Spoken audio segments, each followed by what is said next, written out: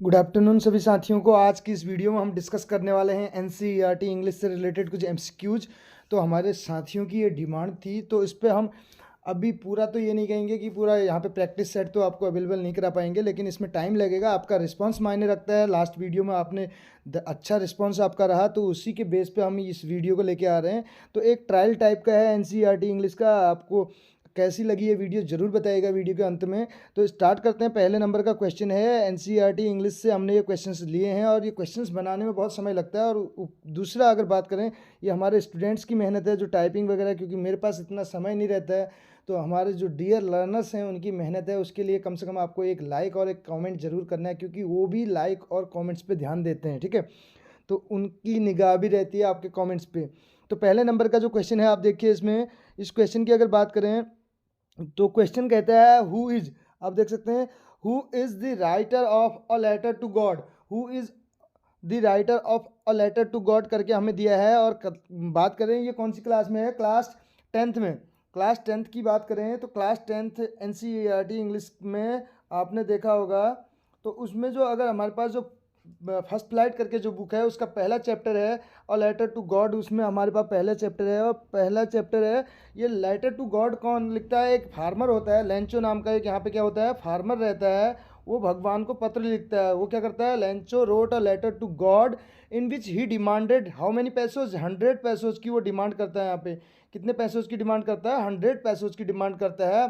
But the post master and his colleagues were able to but collect how many पैसोज, 70 पैसोज। 70 पैसोज ही वो कलेक्ट कर पाते हैं। और वो जो है उस लेटर का रिप्लाई, यानी कि उस लेटर के रिस्पॉन्स में बोलें या उसके रिप्लाई में 70 पैसोज जो हैं लैंचो को भेजते हैं। 70 पैसोज ही वो कलेक्ट कर पाते हैं। अगर जब पहले बात करें तो लेटर उनके पास, जब पोस्ट मास्टर के पास या उसके जो जो मैन वगैरह उसके साथी हैं, वो पहले हंसते हैं, लेकिन बाद में जो है वो नहीं चाहते कि उसका जो लैंचो का विश्वास है भगवान पर से वो टूटे। जो उसका ग्रेट फेथ होता है, अनसेकन फेथ किस पे होता है? गॉड पे, लैंचो का। तो उसको टूटने नहीं देना चाहते हैं, उसको कायम रखना चाहते हैं, तो इसलिए वो उसकी हेल्प करते हैं। और लास्ट में अगर बात करें तो उल्टा लेंचो उनको ही चोरी का इल्ज़ाम उन पे ही लगाता है। यानी कि वो सोचता है लेंचो कि जो पोस्ट मास्टर है उसके साथियों ने जो रेस्ट ऑफ द अमाउंट है, यानी कि जो 30 पैसोज हैं, वो क्या कर लिए, खा लिए करके। बट ये इसका आप बताएंगे ये क्या है? इसमें अगर मैं आपको ऑप्शन दूं, 4 ऑप्शन, इसका जॉनरा क्या होगा आपके हिसाब से? आप बताइएगा कमेंट बॉक्स में इसका जॉनरा क्या होगा। इसका जॉनरा ऑप्शन आपके पास 4 हैं। इसमें मैं ऑप्शन दे रहा हूं आपको। आयरनी, ठीक, मोनोलॉग, एलेजी, या नन ऑफ दीज। इनमें से कोई भी नहीं। आपको बताना है इसका जो जॉनरा होगा वो क्या होगा। बहुत इजी क्वेश्चन है आपके लिए, ठीक है। तो इसमें इसके राइटर की अगर बात करें, किसने लिखा है ये आप भी भली भांति जानते हैं। इसके राइटर कौन है? और लेटर टू गॉड के G.L. फ्यूंटेस करके हैं, ठीक है। तो ए ऑप्शन यहाँ पे करेक्ट हो जाएगा। बढ़ेंगे नेक्स्ट क्वेश्चन की ओर। यहाँ पे जो हमें देखने को मिलता है, ये एक टाइप से हम बोलें, वो उसकी हेल्प करते हैं पोस्ट मास्टर और उसके साथी, लेकिन वो उल्टा उन्हीं को ब्लेम करता है। जब अगर स्टार्टिंग में बात करें, इसमें थोड़ा सा इसके बारे में थोड़ा और डिस्कस करें, तो इसमें लैंचो की फसल, यानी कि क्रॉप से रिलेटेड है ये। क्रॉप इसकी क्या हो जाती है, इसकी जो क्रॉप्स हैं वो रूइंड हो जाती हैं। किसके कारण? Due to hail stones. किसके कारण होती हैं? हेल स्टोन, हेल स्टोन्स या हेल स्टॉर्म आप बोल सकते हैं, ठीक। ओलों के कारण। पहले जब बारिश होती है, बारिश होती है, तो उसको ये क्या करता है, कंपेयर करता है, रेन ड्रॉप्स को कंपेयर करता है न्यू कॉइन्स से, ठीक है।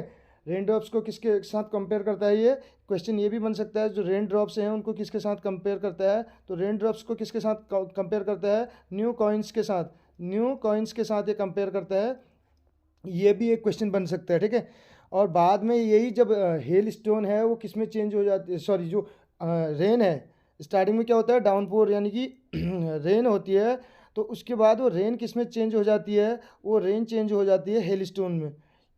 हिल स्टोन में चेंज हो जाती है। और लेंचो की जो क्रॉप है, यानी कि जो फसल है, वो पूरी तरह क्या हो जाती है, रुइन हो जाती है। रुइंड या डिस्ट्रॉयड, दो वर्ड आपको मिलने को देखने को मिलेंगे, रुइंड या डिस्ट्रॉयड। इसकी पूरी फसल क्या हो जाती है, रुइन हो जाती है, या यूँ बोल सकते हैं डिस्ट्रॉयड हो जाती है। नेक्स्ट चैप्टर नेक्स्ट क्वेश्चन की ओर बढ़ेंगे। थोड़ा सा इसके बारे में मैंने यहाँ पे डिटेल दी। नेक्स्ट वीडियो में आपको डेफिनेटली यहाँ से क्वेश्चंस मिलेंगे, और अगर आप डिटेल में क्वेश्चन चाहते हैं और लेटर टू गॉड के, तो हमने ऑलरेडी वीडियो बना रखी है जिसमें 30+ क्वेश्चन आपको मिल जाएंगे। वो भी MP टेट वाली सीरीज में ही बनाया था। और इसके अलावा नेल्सन मंडेला पे भी हमने बना रखे हैं, उनको भी आप लॉन्ग वॉक टू फ्रीडम करके, और 2 स्टोरीज अबाउट फ्लाइंग, यानी कि NCERT इंग्लिश को भी हमने कवर कर रखा है। आप जा सकते हैं प्लेलिस्ट पे, जहाँ पे क्लास 10th और 12th की एक मिक्स आपको प्लेलिस्ट मिलेगी। उसमें हमने क्वेश्चन आंसर डिस्कस कर रखे हैं। हो सकता है आने वाले समय में हम क्वेश्चन आंसर को भी यहाँ पे डिस्कस कर लेंगे डिटेल में, जिससे दो फायदे होंगे। यानी कि to kill 2 birds with a stone, हम बोल सकते हैं एक तीर दो निशाने। एक तो हमारे स्टूडेंट्स का भी फ़ायदा हो जाएगा उसमें, जो हाई स्कूल और इंटरमीडिएट में है, और दूसरा हमारे LT लेक्चरर वाले साथियों का भी। नेक्स्ट क्वेश्चन की ओर बढ़ेंगे। यहाँ पर विलियम शेक्सपियर के बारे में आप जानते हैं, और JK रॉलिंग और एंटन चेकोव से रिलेटेड भी यहाँ पे आपको क्वेश्चंस देखने को मिलेंगे। सेकंड क्वेश्चन की ओर बढ़ेंगे। सेकंड क्वेश्चन हमारे पास है, a political system which separates people according to their races is called. ये हमने क्वेश्चन अपने उससे बना रखे हैं, तो अपनी एक लैंग्वेज के अकॉर्डिंग। तो आपको बताना है कि एक पॉलिटिकल सिस्टम जो लोगों को सेपरेट कर देता है, जो लोगों को बांट देता है, किसमें, अकॉर्डिंग टू दियर रेसेस, उनकी रंग, उनके नस्ल भेद के आधार पे बांट देता है। अब आप समझ ही गए होंगे ये कहाँ से आता है। अगर रेसेस की बात करें तो ये वर्ड आपको देखने को मिलेगा, और long walk to freedom Nelson Mandela वाले चैप्टर से देखने को मिलेगा। और Nelson Mandela first black president of South Africa, और इनकी पार्टी का नाम क्या था ये भी हमने उस वीडियो में डिस्कस किया हुआ है। इनकी पार्टी का नाम क्या था नेल्सन मंडेला की? ANC, African national Congress. ये टोटल 400 में से कितनी सीट्स जीतते हैं, और ये फर्स्ट डेमोक्रेटिक जो है पार्टी थी वहाँ पे। और 10 मई को जो है ऑटम डे के रूप में ये सेलिब्रेट करते हैं। ये सारे पॉइंट्स उस वाली वीडियो में हम डिस्कस कर रखे हैं। आने वाली वीडियोज़ में भी हम इसके बारे में डिटेल में आपको या तो MCQ सीरीज मिलेगी या वन लाइनर के रूप में आपको देखने को मिलेंगे यहाँ पे। तो इस क्वेश्चन की बात कर लेते हैं। इसमें क्या हो जाएगा इसका करेक्ट आंसर? इसका करेक्ट आंसर हो जाएगा हमारा अपार्थेड करके हो जाएगा। अपार्थेड क्या होता है? Apartheid is a political system. Apartheid ही एक पॉलिटिकल सिस्टम होता है जो लोगों को उनकी नस्ल के भेद पे, नस्ल के आधार पे बांट देता है। आपने देखा होगा राजनीति एक ऐसी चीज़ है जो आज की डेट में क्या बन गया है, एक राज करने की नीति बन चुकी है। और राज कब करेगा? जब लोगों को बांटेगा। जब आज की डेट में भी आप देखते हैं हिंदू, मुस्लिम, सिख, ईसाई, यानी कि कोई ना कोई अपना राजनीतिक, अपना वो जो राजनेता है या जो पार्टियां हैं, वो कहीं ना कहीं इसके आधार पे लोगों को बांटने का काम करती है, और इसके आधार पे ही अपना फ़ायदा देखती है। वो देखती है कि सबसे ज़्यादा वोटर कहाँ पे हैं, उसके बेस पे वो तोड़ने की कोशिश करती है। अंग्रेज़ों की नीति जो है फूट डालो राज करो, वही नीति अभी भी अपना रहे हैं। अगर राजनीति की बात करूं, मेरे हिसाब से राजनीति में, जब मैं पॉलिटिकल साइंस भी जब इंटर या ग्रेजुएशन के बच्चे कुछ आते हैं तो उनको अगर पढ़ाना हो तो मैं बोलता हूँ राजनीति का मतलब क्या होता है। राजनीति का मतलब मेरे हिसाब से, मैं अपने हिसाब से बता रहा हूँ, बहुत सारी नीतियाँ हैं, उसमें से एक ऐसी नीति लेनी है हमें, एक बेस्ट पॉलिसी अपनानी है जो नीति सबके लिए अच्छी हो। मेरे हिसाब से उसको राजनीति बोला जाता था। लेकिन अब आज की डेट में राजनीति का मतलब तो आप जानते ही हैं। नेक्स्ट क्वेश्चन की ओर बढ़ेंगे, ज़्यादा इस बारे में बात नहीं करेंगे। नेक्स्ट क्वेश्चन आप देख सकते हैं, क्वेश्चन नंबर 3 है। ये जो नेल्सन मंडेला थे, ये फर्स्ट ब्लैक प्रेसिडेंट थे। क्या थे? फर्स्ट ब्लैक प्रेसिडेंट थे। मैं यहाँ पे लिख दे रहा हूँ, ये क्या थे? फर्स्ट ब्लैक प्रेसिडेंट थे, अश्वेत राष्ट्रपति, first black president of South Africa. ये चीज़ नोट डाउन कर सकते हैं, ठीक है। First black president of South Africa, party का नाम ANC पार्टी, ठीक है। नेक्स्ट क्वेश्चन है, who is the poet of the pome the road not taken. Road not taken करके जो हमें कविता देखने को मिलती है, पोम देखने को मिलती है, इसके कवि कौन है, पोएट कौन है? Carl Sandburg, Walt Whitman, John Berryman, Robert Frost. 4 option हैं, और जो इसका करेक्ट आंसर है वो क्या है? रॉबर्ट फ्रॉस्ट हो जाएगा। और रॉबर्ट फ्रॉस्ट की बात करें यहाँ पे, रॉबर्ट फ्रॉस्ट के बारे में बताना चाहूँगा। अमेरिकन पोएट तो हैं ही, ये तो आप सभी लोगों को भली भांति इसके बारे में पता है ही। अमेरिकन पोएट हैं ये, अमेरिकन पोएट हैं जो लीव्स ऑफ ग्रास करके इनका एक पोइट्री कलेक्शन है, वो भी आपको पता होगा। मेंडिंग वॉल भी इन्होंने लिखा है। इसके अलावा बात करें जो इनके NCERT में हमें देखने को मिलते हैं क्लास 9th और 10th में।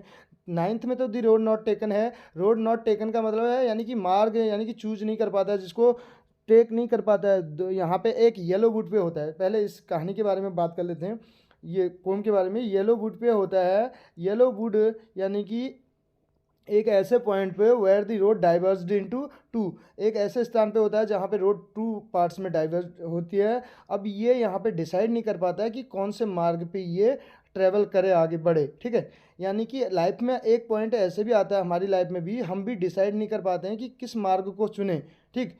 ये दुविधा रहती है। जो दुविधा कुछ समय पहले मेरे उसमें भी थी, मैं खुद बताऊं तो मुझे समझ नहीं आता था कि गवर्नमेंट एग्ज़ाम की प्रिपरेशन की जाए या अपना कोचिंग सेंटर चलाया जाए। तो आज की डेट में लगभग लगभग ये मैं बोलूं तो ये क्लियर है कि मेरे को क्या करना है, मेरा एम क्लियर है। अब जाके मुझे कोई दिक्कत नहीं है उसमें। अब जब अपना लक्ष्य पूरा हमने डिसाइड कर लिया, क्योंकि अगर जब तक हमारा लक्ष्य हमने निर्धारित नहीं किया होगा तब तक हम कहीं ना कहीं कन्फ्यूजन में रहेंगे। तो गवर्नमेंट का वेट करना मेरे हिसाब से सही बात नहीं है, अपनी प्रिपरेशन जारी रखनी चाहिए और कुछ ना कुछ अपना एक जो है लक्ष्य निर्धारित करके आगे बढ़ना चाहिए उसकी ओर। इसमें अगर बात करें तो यहाँ पे येलो वुड पे रहता है और वो डिसाइड नहीं कर पाता कि कौन से मार्ग पे वो आगे बढ़े, इसीलिए है the road not taken. Taken का मतलब है, अगर बात करें दूसरी भाषा में तो चूज करना, यानी कि चूजन, ठीक है। तो ये ये रॉबर्ट फ्रॉस्ट की है, और रॉबर्ट फ्रॉस्ट की क्लास 10th में भी दो और पोम हैं, उनके बारे में भी मैं बात करूँ। क्लास 10th एनसीईआरटी की बात कर रहा हूँ, रॉबर्ट फ्रॉस्ट की बात चल रही है। एक तो है डस्ट ऑफ स्नो, एक क्या है डस्ट ऑफ स्नो, याद रखिएगा dust of snow, dust of snow है। और दूसरा क्या है, दूसरा है डस्ट ऑफ स्नो, और एक है फायर एंड आइस, दूसरा क्या है फायर एंड आइस करके है, फायर एंड आइस। ये दो पोम हमें इनकी देखने को मिलती हैं। ये क्लास 10th में आपको फर्स्ट फ्लाइट करके जो बुक है उसमें देखने को मिल जाएंगी। और इसके अलावा हमने रोड नॉट टेकन की बात कर ली। इसके अलावा एक मैं यहीं पे एक आपको इसी से एक और कंपेयर करा रहा हूँ, एक पोम क्लास 12th में है, दी रोड साइड स्टैंड करके। दी रोड साइड स्टैंड ये किसका है आप बताएंगे ज़रूर, ठीक है। एक बार अगर आपने नहीं चेक किया तो इसको भी देख लेंगे, दी रोड साइड स्टैंड किसका है। रोड से कंपेयर करा रहा हूँ और आपको देखना है इसको, इसका आंसर मैं चाहूँ बता सकता हूँ, लेकिन आपको खुद इसको देखना है दी रोड साइड स्टैंड किसका है। अब देखिए नेक्स्ट क्वेश्चन की ओर बढ़ें, इससे पहले थोड़ा सा इस बारे में बात कर लें। नेक्स्ट क्वेश्चन की ओर बढ़ने से पहले कार्ल सैंडबर्ग की क्लास 10th में ही है एक फॉग करके है, इनकी पोम क्या है फॉग करके है। Fog comes like a little cat feet. तो मुश्किल से मेरे को नहीं लगता इसमें 4 या 5 लाइन से ज़्यादा होंगी, बहुत छोटी एक पोम है वहाँ पे देखने को मिलती है। इसके अलावा वॉल्ट विटमैन की बात करें, वॉल्ट विटमैन की अगर बात करें तो इनको फादर ऑफ फ्री वर्स कहा जाता है, ये भी अमेरिकन है। फादर ऑफ फ्री वर्स इनको कहा जाता है। फ्री वर्स मीन्स ना राइम देखने को मिलेगी, ना उसमें आपको क्या देखने को मिलेगा, ना आपको वर्स, यानी कि राइम और वर्स का मतलब है ना राइम देखने को, राइम स्कीम भी देखने को नहीं मिलेगी आपको, और दूसरा उसमें कहीं ना कहीं क्या होता है लैक ऑफ मीटर भी होगा, ठीक है। वर्स का मतलब मीटर से है, तो फ्री वर्स कहा जाता है इनको, father of free verse Walt Whitman की बात चल रही है। नेक्स्ट अगर इनको ही पोएट ऑफ डेमोक्रेसी भी इनको कहा जाता है, पोएट ऑफ डेमोक्रेसी भी इन्हीं को कहा जाता है। नेक्स्ट पॉइंट की बात करें, एक और ऑप्शन हमारे पास है जॉन बेरीमैन। इनके द्वारा क्या लिखा गया है, इनके द्वारा एक पोम लिखी गई है जिसका नाम है बॉल पोएम, जिस पोएम का नाम क्या है बॉल पोएम। और बॉल पोएम क्या है, ये इसमें कभी ये बताना चाहता है कि एक बार अगर हम किसी चीज़ को जैसे खो देते हैं, कोई चीज़ अगर हम उसको किसी चीज़ को खो देते हैं तो उस चीज़ को या तो यूँ बोल सकते हैं कि प्राप्त नहीं कर सकते, उसका अल्टरनेट मिल सकता है हमें, या ये बोलें कि अगर कोई चीज़ खो देते हैं तो ये उतनी आसानी से हमें मिल नहीं सकती। यहाँ पे बॉल के जरिए ही इसने ये मैसेज देने की कोशिश कर रखी है। अगर ह्यूमन लाइफ की बात करें, कहीं अगर हमारी गलती की वजह से कुछ हो जाता है किसी इंसान को, तो वो लाइफ हम उसको वापस नहीं दिला सकते। तो इसलिए ये इसको फील कराना चाहता है, मतलब एक छोटे से बच्चे को, कि ईजिली अगर कोई चीज़ हम वो कर देते हैं तो उसको आसानी से मतलब प्राप्त नहीं किया जा सकता है। ये यूँ कह सकते हैं कि कुछ केसेस में उसको प्राप्त नहीं कर सकते, उसका अल्टरनेट हमें मिल सकता है। तो नेक्स्ट क्वेश्चन की ओर बढ़ेंगे। क्वेश्चन नंबर 4 है हमारे पास, व्हेन किसा गौतमी। नेक्स्ट क्वेश्चन देख सकते हैं, व्हेन किसा गौतमी सन डाइज। किसा गौतमी का जब बेटा मर जाता है, किसा गौतमी से रिलेटेड है, और यहाँ से क्वेश्चन क्लास 10th की बात करें तो डेफिनेटली यहाँ से क्वेश्चन बनता है बोर्ड एग्जाम में भी। किसा गौतमी का जब बेटा मर जाता है तो वो घर घर जाती है, what does she ask for, और किस चीज़ की वो डिमांड करती है, क्या चीज़ मांगती है लोगों से, मेडिसिन मांगती है कि क्या करती है, किस चीज़ की डिमांड करती है। सी डिमांड्स, या बोल सकते हैं जब ये घर घर घूमती है, बाद में इसको ये जब किसके पास जाती है, गौतम बुद्ध के पास जाती है, तो सरमन एट बनारस करके है चैप्टर का नाम, सरमन एट बनारस। सरमन का मतलब है लॉन्ग, यानी कि स्पीच से ही मतलब है डिवोशनल, उससे ठीक एक उपदेश, यानी कि सरमन एट बनारस करके है इसमें। और इसमें जो है किस चीज़ की ये मांग करती है, इसमें ऑप्शन में अगर करेक्ट आंसर की बात करें तो हमारा जो करेक्ट आंसर हो जाएगा हैंडफुल ऑफ मस्टर्ड सीड, सरसों के बीज, यानी कि एक मुट्ठी जो है सरसों के सीड्स लाने को कहते हैं बुद्ध इनसे, कि जब ये अपने बच्चे को यानी कि जीवित करने के लिए बोलती है, उनसे रिक्वेस्ट करती है, तो वो कहते हैं कि आप किसी एक घर से एक मुट्ठी जो है सरसों के बीज ले आइए जिसने कोई अपना रिश्तेदार ना खोया हो। ऐसी फैमिली से लाना है जिस फैमिली ने अपना कोई भी रिलेटिव ना खोया हो। तब ये जब जाती है तो इसको रियलाइज़ होता है, ये रियलाइज़ करती है कि ऐसा कोई परिवार नहीं है जिसने अपना कोई ना खोया हो। इसको डायरेक्ट अगर गौतम बुद्ध यहाँ पे बताते हैं कि आपके उसके बेटे को वो पुनर्जीवन नहीं दे सकते, तो कहीं ना कहीं वो नहीं समझती, तो इसलिए बुद्ध उसको क्या करते हैं, इस तरीके से एक उपदेश टाइप का देते हैं, तब जाके उसको रियल में यानी कि आभास होता है कि जो है एक बार जैसे कोई अगर मर जाता है तो उसको यानी कि दोबारा से जीवित नहीं किया जा सकता। तो इस चीज़ का इसको नेक्स्ट क्वेश्चन की ओर बढ़ें। क्वेश्चन नंबर 5 हमारे पास है, आप देख सकते हैं 5 नंबर का जो क्वेश्चन है, उस क्वेश्चन की अगर बात करें, the proposal is based on, proposal जो है वो बेस्ड है, किस पे आधारित है। अब प्रपोजल जो है ये भी हमें क्लास 10th में ही देखने को मिलता है।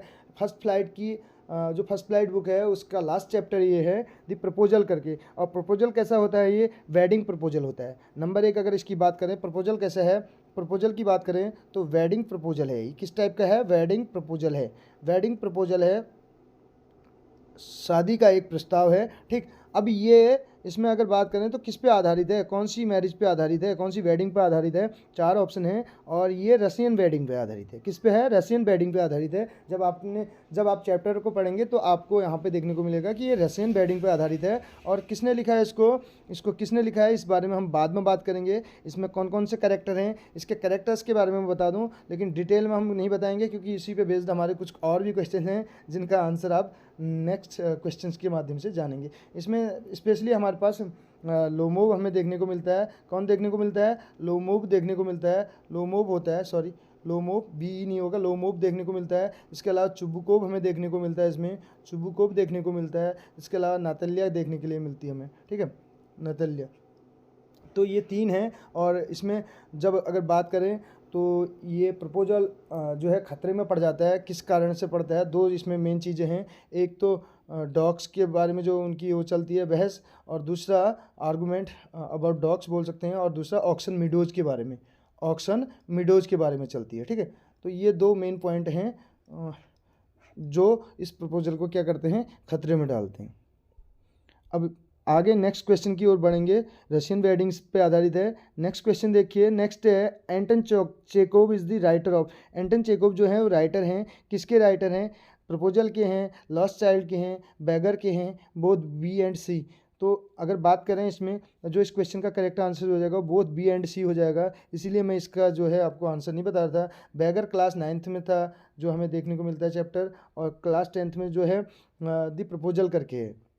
2 चैप्टर हमें देखने को मिलते हैं एनसीईआरटी इंग्लिश में, क्लास 9th और 10th की बात करें तो एंटन चेकोव के बारे में। और लॉस्ट चाइल्ड जो है क्लास 9th में है। लॉस्ट चाइल्ड कहाँ पे है, ये भी क्लास 9th में है। क्लास 9th में जो बुक है हमारे पास मोमेंट करके जो बुक है उसमें पहला चैप्टर है ये।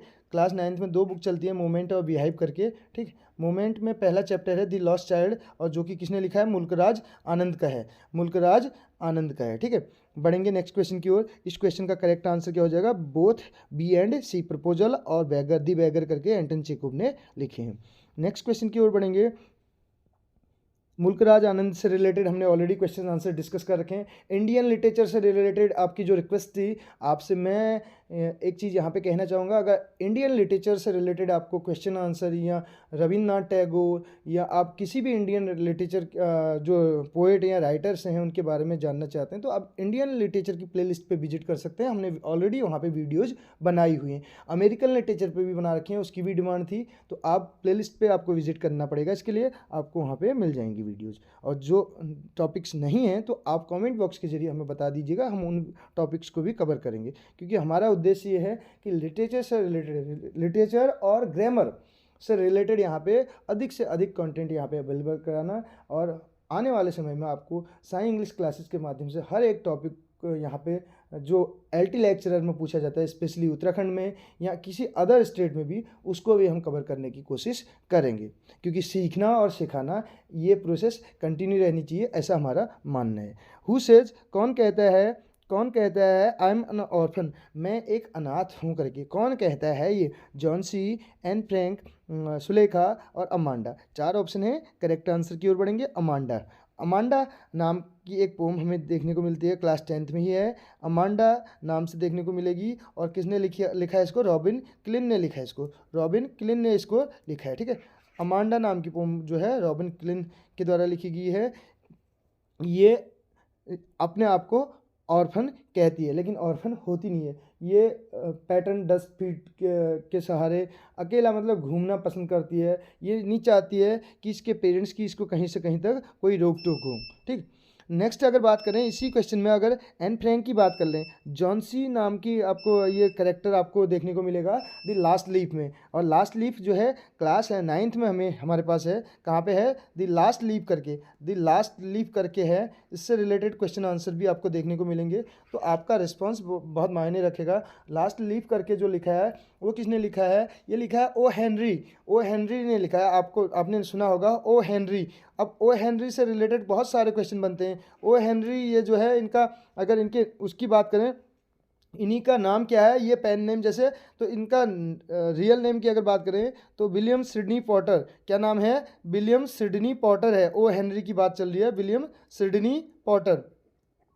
ओ हेनरी की बात चल रही है, विलियम सिडनी पॉटर। ये भी पूछा जा सकता है। और इसके अलावा बात करें, लास्ट लीफ तो है ही इनकी एक और क्रिएशन है, एक और रचना इनकी जो आपने सुनी होगी, द गिफ्ट ऑफ मजाई करके, द गिफ्ट ऑफ मैजाई करके होगी, ठीक है। मैगी, जिसको आप मैगी भी पढ़ते होंगे, द गिफ्ट ऑफ मैजाई, ठीक, द गिफ्ट ऑफ मैजाई, ठीक है, ये है। और यहाँ पे इस मैजाई का मतलब क्या होता है? वाइज मैन होता है, बुद्धिमान व्यक्ति, ठीक है, ये है। और मैजाई से अगर कंपेयर करें तो इसी मैजाई पे अगर कंपेयर करें तो यहीं पे आपको एक और देखने को मिलेगा, इलियट साहब की मिलेगी आपको देखने को। किसकी मिलेगी क्रिएशन? इलियट की मिलेगी। टी.एस. इलियट की बात चल रही है, वेस्टलैंड वाले थॉमस स्टर्न इलियट की बात चल रही है। इनका जर्नी ऑफ द मैजाई करके है, इनका क्या है? जर्नी ऑफ द मैजाई है, जिसको आप जो है कंपेयर कर सकते हैं। जर्नी ऑफ द मैजाई, हम क्या बोल रहे हैं यहाँ पे, आप नोट डाउन कर सकते हैं, journey of the मैजाई।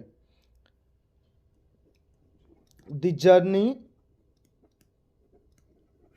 Of the Magi करके किसका है? टी.एस. इलियट का है। ये हमने कहाँ से ये पॉइंट आया? बहुत से जो हमारे साथी हैं फिर उनका कमेंट आएगा कि कन्फ्यूजन होता है, तो कन्फ्यूजन बिल्कुल भी नहीं होना चाहिए। द जर्नी ऑफ द मैजाई किसका है? टी.एस. इलियट का है। और ये हमने कहाँ से कंपेयर कराया आपको? हमने इसको कंपेयर कराया आपको द गिफ्ट ऑफ मैजाई से। और गिफ्ट ऑफ मैजाई किसका है? वो है ओ हेनरी का, विलियम सिडनी पॉटर का। और विलियम सिडनी पॉटर का जिक्र कहाँ से होता है? द लास्ट लीफ से। लास्ट लीव्स कहाँ पे देखने को मिलती है हमें? क्लास 9th में हमें ये चैप्टर देखने को मिलता है, जहाँ पे जो एक लड़की होती है वो उसकी उम्मीद ही वो लास्ट लीफ रहती है। तो वहाँ पे जो पेंटर है उसकी पेंटिंग की बदौलत ही वो जीने की उम्मीद उसकी बरकरार रहती है, ठीक है। इसके बारे में भी बाद में बात करेंगे। सुलेखा कौन है? सुलेखा भोली का नाम है। भोली यानी कि जो स्टेमर करती है, भव भव करके, ठीक है, स्टेमर करती है भोली। और इसकी लाइफ को अगर बात करें, इसके स्टेमर को चेंज करने में किसका बहुत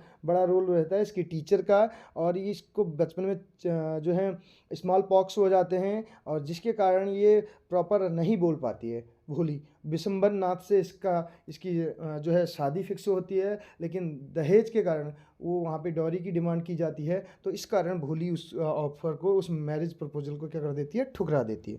इसके बारे में भी हम नेक्स्ट वीडियो में डिस्कस करेंगे, डिटेल में आपको देखने को मिलेगा। बस उम्मीद है तो आपके रिस्पॉन्स की किस तरीके का आपका फीडबैक रहता है वो बहुत ज़रूरी है। अधिक से अधिक शेयर कीजिएगा, लाइक कीजिएगा और कमेंट जरूर कीजिएगा। अब बात करते हैं नेक्स्ट क्वेश्चन की, 8th नंबर का। What was the name of the scientist who makes himself invisible. अब उस साइंटिस्ट का नाम बताना है जो अपने आप को इनविजिबल बना देता है। ये जो एक्सप्लेनेशन दिया जा रहा है ये ज़्यादा ज़रूरी है इससे ज़्यादा कि क्वेश्चंस कितने हैं। क्वेश्चंस की संख्या आपको नहीं देखनी है, एक्सप्लेनेशन भी आपको ध्यान से सुनना है। जो इनविजिबल बना लेता है ऐसा कौन सा साइंटिस्ट। अगर क्लास 10th में हम बात करें साइंस फिक्शन से रिलेटेड या साइंटिस्ट पे बेस्ड, दो हमें कहानियाँ देखने को मिलती है। एक तो एब्राइट की देखने को मिलती है, एब्राइट की देखने को मिलती है जो किस पे वो करते हैं, बटरफ्लाइज पे, मोनार्क बटरफ्लाई और वाइसरॉय बटरफ्लाई। और दूसरी अगर बात करें तो दूसरे हमारे ग्रिफिन साहब हैं, और इस क्वेश्चन का करेक्ट आंसर भी क्या हो जाएगा, ग्रिफिन हो जाएगा, ग्रिफिन हो जाएगा। What was the name of the scientist who makes himself invisible. तो ग्रिफिन ही ये साइंटिस्ट हैं जो अपने आप को इनविजिबल बना देते हैं। और इसी के बेस पे हमारी एक बुक भी है क्लास 10th में, the footprints without feet. The footprints without feet यानी कि फुटप्रिंट्स कैसे, फुटप्रिंट्स विदाउट फीट, बिना पैरों के फुटप्रिंट्स हमें देखने को मिलते हैं। द फुटप्रिंट्स विदाउट फीट यानी कि बिना पैरों के जो है पद चिन्ह।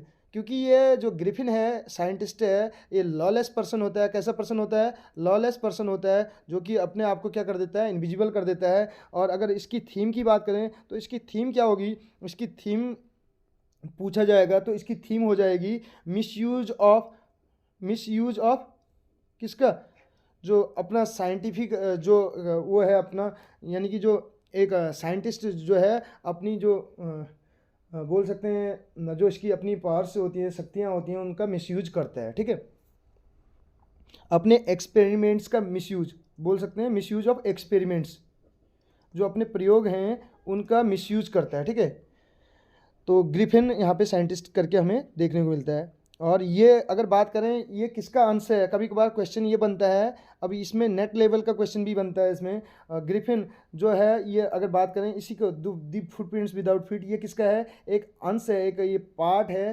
ठीक, और ये किसका पार्ट है, इनविजिबल मैन करके, इनविजिबल मैन करके आपको एक क्रिएशन देखने को मिलेगी, इनविजिबल मैन करके। और इसके अलावा टाइम मशीन, दो ये क्रिएशन है। अब तो आप समझ ही गए होंगे हम किसकी बात कर रहे हैं, हम बात कर रहे हैं H.G. वेल्स की। हम किसकी बात कर रहे हैं, H.G. वेल्स की बात कर रहे हैं, H.G. वेल्स की बात कर रहे हैं। H.G. वेल्स की दो क्रिएशन है, एक इनविजिबल मैन और दूसरा टाइम मशीन।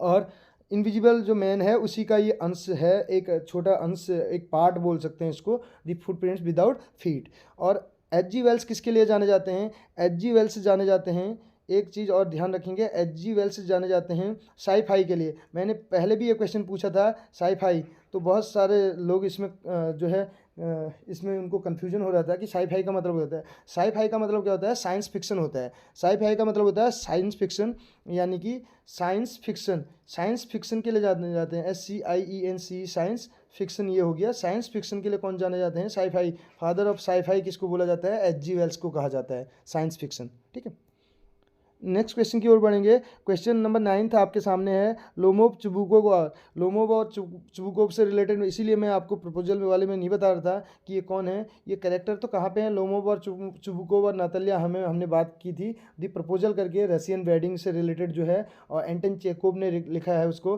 और ये क्या है, लोमोव और चुबुकोव की बात करें तो दो ऑप्शन हमारे पास है यहाँ पे, लोमोव और चुबुकोव, चार ऑप्शन है sorry, friends, neighbours, father son and enemy. तो ये क्या है, नेबर्स हैं, पड़ोसी हैं, ये पड़ोसी हैं। इसमें आप थोड़ा डिटेल से बात करेंगे। ये लोमोव जो हैं ये प्रपोजल लेके आते हैं किसके, चुबुकोव के घर में आते हैं। किसके घर में आते हैं, चुबुकोव के। ये 35 ईयर्स के हैं, शायद अगर मैं सही हूँ तो यहाँ पे मेरे को थोड़ा सा कन्फ्यूजन टाइप का हो रहा है। 35 ईयर्स के हैं और इन चुबुकोव की लड़की का नाम होता है नातल्या। क्या होता है, नातल्या होता है, और नातल्या स्टीपनोविच करके। तो नातल्या जो है 25 की होती है, फिटेस्ट एज फॉर मैरिज, और ये इससे लव करती है, किससे, लोमोव से। और लोमोव जो है इसके घर में, किसके, चुबुकोव के घर में प्रपोजल लेके आया था, मैरिज प्रपोजल। लेकिन चुबुकोव समझता है ये क्या, पैसे मांगने आया है करके। ठीक है, तो इस वजह से बाद में ये एक आर्गुमेंट इनका ऑक्सन मीडोज पे होता है, दूसरा किस पे हो जाता है, डॉग्स पे, कि किसका डॉग जो है बेहतर है। तो लास्ट में जब जा रहा होता है उस टाइम पता चलता है कि लोमोव जो है क्या लेके आया था, प्रपोजल लेके आया था शादी का करके। ठीक है, तो ये मैरिज प्रपोजल है या वेडिंग प्रपोजल इसको बोलेंगे। नेक्स्ट क्वेश्चन की ओर बढ़ेंगे। और चुबकोव जो है फादर है किसका, नतल्या का। तो 10th नंबर का हमारे पास जो क्वेश्चन है आप देख सकते हैं, हु लॉस्ट हर नेकलेस, किसने अपना नेकलेस खोया। नेकलेस किसने खोया था अपना नेकलेस। अगर बात करें दी नेकलेस करके एक चैप्टर है, पहले इसके बारे में जान लेते हैं नेकलेस क्या है। नेकलेस एक हमारे क्लास 10th में अगर बात करें बुक में, तो नेकलेस करके एक चैप्टर है और ये किसने लिखा है, ये है फ्रेंच राइटर गाई डे मॉपासा। गाई डे मॉपासा का है, गाई डे मॉपासा। गाई डे मॉपासा पे भी हमने वीडियो बना रखी है जो कि आप लोगों के द्वारा बहुत पसंद की जा रही है, ठीक है। हैंड रिटन नोट्स हैं लेकिन फिर भी आपका रिस्पांस बहुत अच्छा है उसमें, तो आप उसको वॉच कर सकते हैं, गाई डे मॉपासा। और नेकलेस का जो अगर अदर टाइटल की बात करें, इसका फ्रेंच टाइटल है, ये फ्रेंच स्टोरी है और इसका जो टाइटल है वो ला परूले करके है, ला परूले, ठीक है। अब आप इसको क्या प्रोनाउंसिएशन करेंगे इसका, ये है ला परूले करके, ठीक। तो ये इसका फ्रेंच टाइटल है द नेकलेस का। और ये स्टोरी कब पब्लिश हुई है, पहली बार ये स्टोरी हो रखी है पब्लिश 1884 में। 1884 में ये पहली बार पब्लिश हो रखी है। और कैसी है ये अगर बात करें स्टोरी तो हमने बात कर ली, ये स्टोरी है। और ये राइटर कैसे हैं, फ्रेंच राइटर हैं। गाई डे मॉपासा कौन से हैं, फ्रेंच राइटर हैं। तो ये तो था इनके बारे में, नेकलेस के बारे में। अब नेकलेस में ये एक बॉल में जा रहे होते हैं मैम लोइजल और मिस्टर लोइजल, ठीक। बॉल मिस होता है heavy dinner party. Ball miss क्या होता है, हैवी डिनर पार्टी, ठीक है, हैवी डिनर पार्टी, जिसमें हम बोल सकते हैं यानी कि क्या होगा, चिकन मटन से रिलेटेड पार्टी बोल सकते हैं, जिसमें मीट मांस का रहता है। तो हैवी डिनर पार्टी, तो उसमें जा रहे होते हैं कैब से। और ये जो है बहुत ज़्यादा क्या रहती है, महत्वाकांक्षी रहती है, ओवर एम्बिशियस बोलते हैं लेडी, ठीक। ये जो है अपनी फ्रेंड्स से नेकलेस उधार लेती हैं, तो पार्टी में जाती हैं, वो कहीं खो जाता है। तो ये अगर इसमें बात करें नेकलेस इन दी बॉल, तो कौन, हमने ऑलरेडी बता दिया इसमें कौन है, मैम लोइजल। डी ऑप्शन करेक्ट हो जाएगा। अन्य ऑप्शंस के बारे में बात करें तो शिव के बारे में तो हमने बता दिया, नतालिया प्रपोजल में है। मैं मिसेस पेम्फ्री की बात करें तो मिसेस पेम्फ्री से रिलेटेड आपने एक वो पढ़ा होगा, मिसेस पेम्फ्री के से रिलेटेड इनका डॉग होता है जिसका नाम होता है ट्रिकी।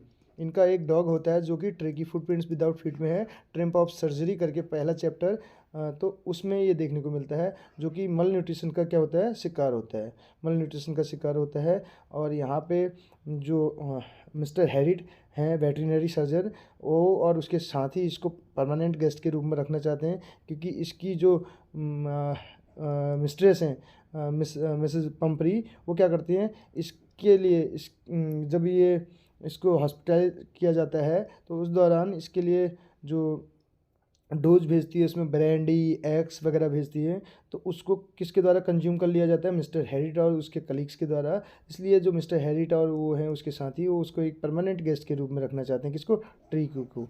ट्रिकी एक डॉग है, ठीक है। तो ये थे 10 क्वेश्चंस। लास्ट क्वेश्चन है इसमें, एक क्वेश्चन और है, इसको भी डिस्कस कर लेते हैं। इसमें 4 ऑप्शन है।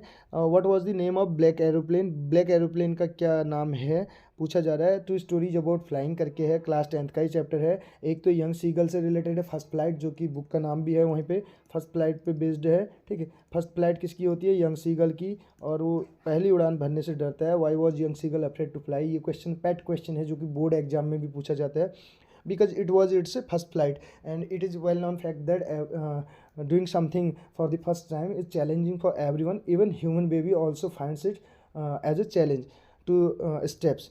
क्या करना, जब ह्यूमन बेबी होता है, तो जब छोटा बच्चा अगर बात करें, जब उसको भी अपने जो पहली बार चलना जब स्टार्ट करता है, तो उसके लिए भी कहीं ना कहीं वो चैलेंज समान ही होता है, तो ये भी डरता है, ठीक है, फ्लाइट से। और इसमें दूसरी स्टोरी हमारे पास है, ब्लैक एरोप्लेन से रिलेटेड है, ठीक। और इसमें इसका नाम पूछा जा रहा है, तो इसका करेक्ट आंसर हो जाएगा ओल्ड डेकोटा करके है। तो ये थे 11 क्वेश्चन जो हमने डिस्कस किए। इसके बेस पे थोड़ा सा हमने अपनी तरफ से एक्सप्लेनेशन भी देने की कोशिश की। कैसी लगी आपको वीडियो ज़रूर बताएगा। मिलते हैं अगली वीडियो में। Thank you so much.